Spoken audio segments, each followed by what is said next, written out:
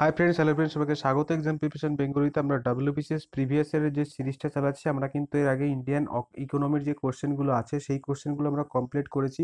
তো আজ থেকে আমরা শুরু করছি ভারতীয় সংবিধান বা ইন্ডিয়ান পলিটি। তো ইন্ডিয়ান পলিটির আজকে প্রথম ক্লাস এবং ইন্ডিয়ান ইকোনমির কিন্তু আমরা অলরেডি 17টা ক্লাস আপলোড করে দিয়েছি। তোমাদের জন্য আমি একটা প্লেলিস্ট বানিয়ে দেবো এবং তোমরা ভিডিও লিস্ট থেকেও তোমরা সেই ক্লাসগুলো দেখতে পারো।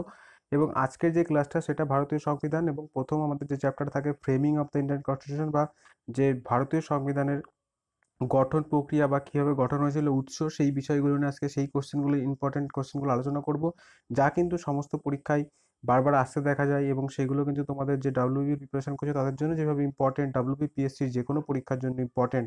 তো সেই পরীক্ষাগুলো কিন্তু সেই প্রশ্নগুলো কিন্তু বারবার বিভিন্ন পরীক্ষায় এসছে, তাই এই প্রশ্নগুলি তোমাদের সামনে আমি আনছি।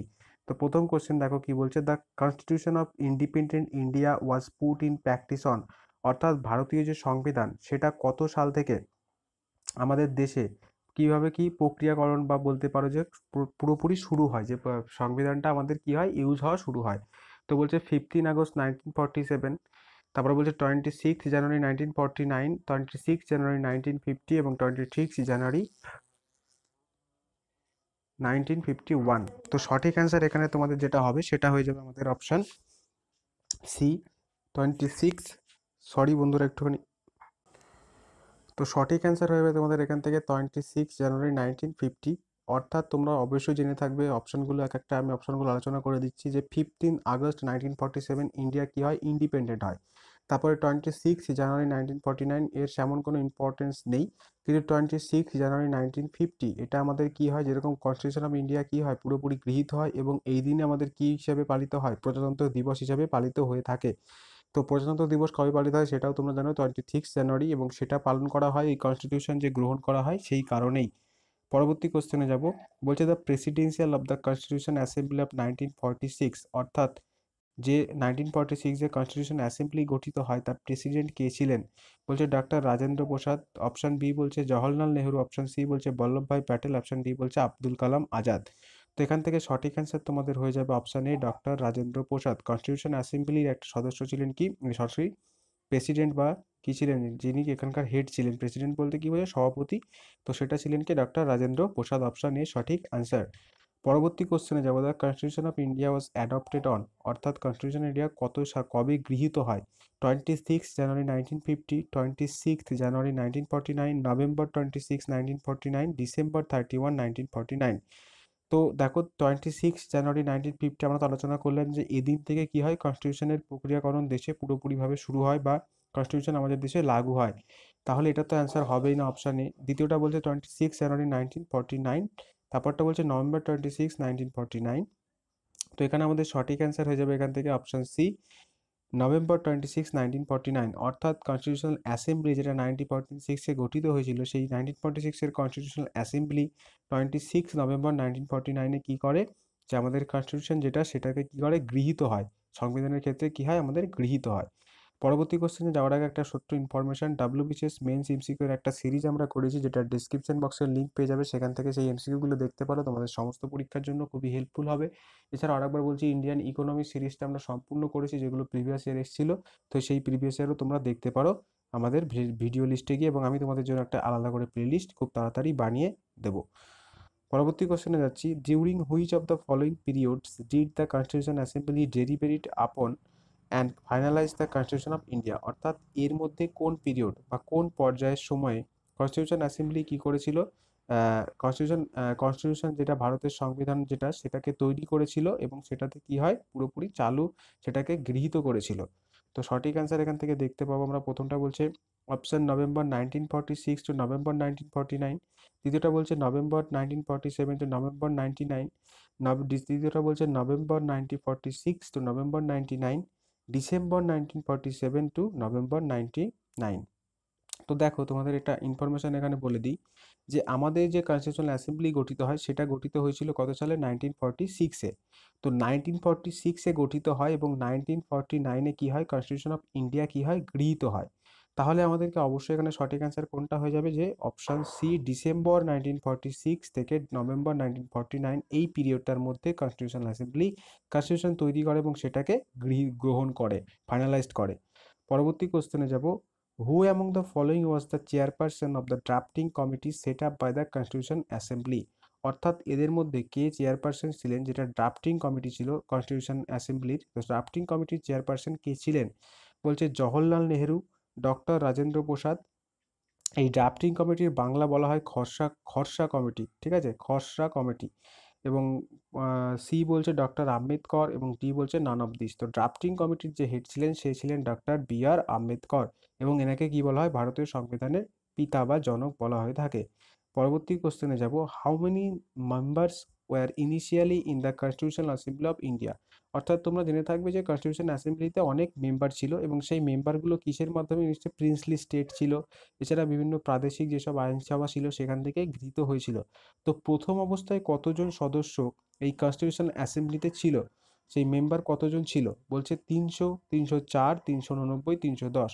তো সঠিক অ্যান্সার এখান থেকে হয়ে যাবে অপশন সি 389 বা 389। তো এটা প্রথম অবস্থায় ছিল, কিন্তু লাস্ট শেষ অবধি আমাদের কি হয়, শেষ অবধি আমাদের 299 মেম্বারে গিয়ে কনস্টিটিউশন অ্যাসেম্বলির মেম্বারটা শেষ হয়। পরবর্তী কোশ্চেনে যাব, in which of the following was the biggest source of constitution of India. অর্থাৎ ভারতীয় সংবিধানের সব থেকে বড় সোর্স, বা যেখান থেকে সব থেকে বেশি পরিমাণ গৃহীত করা হয়েছে, বা যেখান থেকে সব থেকে বেশি কনস্টিটিউশন ধার নেওয়া হয়েছে, সেটা কোন অ্যাক্টের মাধ্যমে? The government of India act 1999, অর্থাৎ ভারত শাসন আইন 1919 সালের আইন, 1947-এর গভর্নমেন্ট অফ ইন্ডিয়া অ্যাক্ট, নাকি 1935-এর গভর্নমেন্ট ইন্ডিয়া অ্যাক্ট, নাকি নান অফ দিস।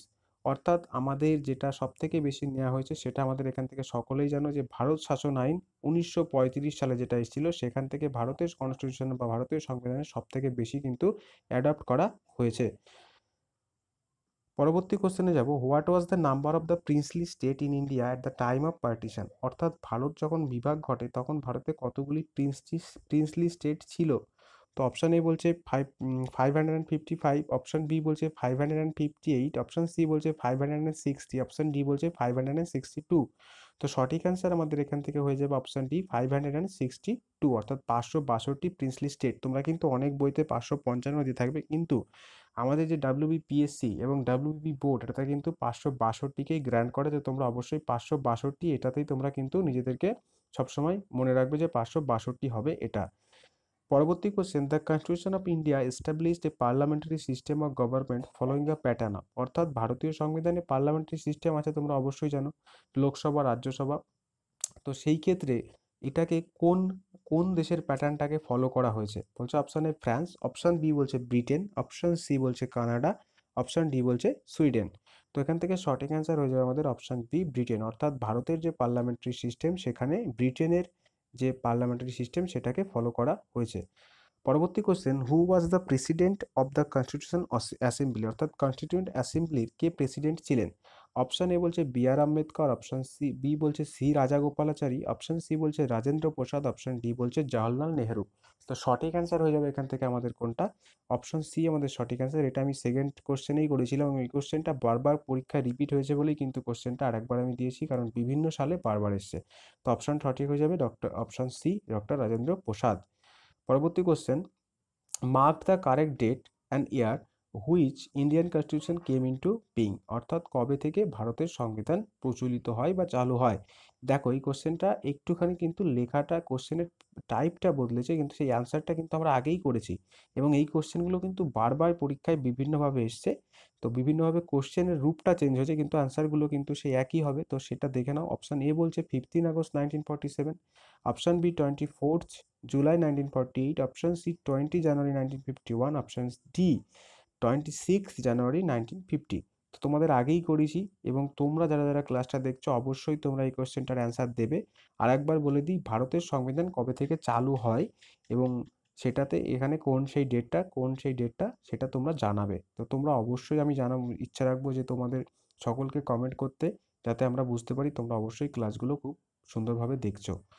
পরবর্তী কোশ্চেনে যাব, in whose report the idea of federation of state was first proposed. অর্থাৎ ফেডারেশন অফ স্টেট এই যে বিষয়টা, এই বিষয়টা কার প্রথম আইডিয়া বা কার প্রথম চিন্তা ভাবনা থেকে ফার্স্ট প্রপোজড কে করেছিল? অপশন এ বলছে রাজা গোপালাচারী, অপশন বি বলছে Sarat Bose, option C Motilal Nehru, option D Shyama Prasad Mukherjee. তো সঠিক অ্যান্সার আমাদের এখান থেকে হয়ে যাবে অপশন সি, মতিলাল নেহেরু। অর্থাৎ মতিলাল নেহেরু কিন্তু এই ক্ষেত্রে একটা বিশেষ অবদান রেখেছিল, যে ফেডারেশন অফ স্টেট এই বিষয়টা কিন্তু তার মাথা থেকেই প্রথম আইডিয়াটি আসে। পরবর্তী কোশ্চেনে, India achieved political independence from British rule. অর্থাৎ ভারত কবে ব্রিটিশের কাছ থেকে রাজনৈতিক ক্ষমতার অধিকার পায়, অর্থাৎ রাজনৈতিক ক্ষমতাটাকে কি করে ভারত পেয়ে থাকে, সেদিন থেকে পায়। 26 জানুয়ারি 1950, 2 অক্টোবর 1942, 15 আগস্ট 1947, নাকি 3 ডিসেম্বর 1972। তো সঠিক অ্যান্সার এখান থেকে হয়ে যাবে কি 15 আগস্ট 1947। দেখো এই কোশ্চেনটা এত সহজভাবে হয়তো জিজ্ঞেস করা যেতে পারতো যে ভারত কবে স্বাধীন হয়, কিন্তু বলেছে কি পলিটিক্যাল ইন্ডিপেন্ডেন্স। পলিটিক্যাল ইন্ডিপেন্ডেন্স মানে রাজনৈতিক যে স্বাধীনতা, যেটা থেকে কি করতে পারবে ভারত নিজের রাজনৈতিক মন্তব্য নিজের মতো করে চলতে পারবে, সেটা কত হয় সেই স্বাধীনতার সময় থেকেই 15 আগস্ট 1947। পরবর্তী question, who was one of the advocates of the united sovereign Bengal. অর্থাৎ ইউনাইটেড সোভার্জিন বেঙ্গলের একজন অ্যাডভোকেট কে ছিলেন? এইচ.এস. সুরাবর্তী। অপশন বি বলছে শ্যামাপ্রসাদ মুখার্জি। অপশন সি বলছে মৌলানা আবুল কালাম আজাদ। অপশন ডি বলছে নান অফ দিস। সঠিক অ্যান্সার আমাদের এখান থেকে হয়ে যাবে option C, option A, H S. Suhrawardy, option A. পরবর্তী কোশ্চেন এবং আজকে শেষ কোশ্চেন, the constitution of India was adopted on. দেখো এই কোশ্চেনটা কিন্তু বারবার রিপিটেড হয়েছে, আমি কিন্তু বারবার লিখিনি, কারণ একবার করেছি এবং দুবার তোমাদেরকে এটাই করানো যে বারবার রিপিট হয়েছে, অবশ্যই তোমরা এটাকে মনে রাখবে। আর বন্ধুরা ব্যাকগ্রাউন্ড নয়েজের জন্য অনেক ক্ষমা চেয়ে নিচ্ছি, হয়তো একটু ব্যাকগ্রাউন্ড নয়েজ তোমাদের আসতে পারে। The constitution of India was adopted on, অর্থাৎ ভারতীয় সংবিধান কবে গৃহীত হয়? 26 জানুয়ারি 1950, 26 জানুয়ারি 1949, 26 নভেম্বর 1949, December 13, 1949। তো তোমরা দেখো ভারতীয় সংবিধান গৃহীত হয় কবে? 26 নভেম্বর 1949, কিন্তু যেটা চালু হয় সেটা হবে কবে? 26 জানুয়ারি 1950। এই কোশ্চেনগুলো কিন্তু একটুখানি খটোমটো হয়ে থাকে, তো তোমরা অবশ্যই এগুলোকে বারবার রিভিশন করো, অবশ্যই তোমাদের জন্য এগুলো সহজ হয়ে যাবে। এবং এই প্রশ্নগুলো কিন্তু বিভিন্ন পরীক্ষায় বারবার এসেছে, তাই আমি করাচ্ছি। এছাড়াও তোমরা আমাদের ইন্ডিয়ান ইকোনমির ক্লাসগুলো দেখতে পারো, সেগুলোও কিন্তু তোমাদের জন্য খুবই হেল্পফুল হবে। তোমরা যেসব ডাব্লিউবিপির পরীক্ষাগুলো দিচ্ছ বা ডাব্লিউবিপিএসসির যে কোনো পরীক্ষায় এই কোশ্চেনগুলো কিন্তু বারবার রিপিটেড হচ্ছে। তো অবশ্যই সবাইকে বলবো ক্লাসটি শেষ পর্যন্ত দেখার জন্য অসংখ্য ধন্যবাদ, এবং এইভাবে এক্সাম প্রিপারেশন যুক্ত থাকো। এবং এক্সাম প্রিপারেশনে কিন্তু নতুন করে ম্যাথ ক্লাস শুরু হয়েছে, সুবীর দাসের বইটাকে আমরা পুরোপুরি সলিউশন করাবো। তো অবশ্যই তোমরা এক্সাম প্রিপারেশনের সঙ্গে এইভাবে যুক্ত থাকো। ধন্যবাদ সবাইকে শেষ পর্যন্ত দেখার জন্য।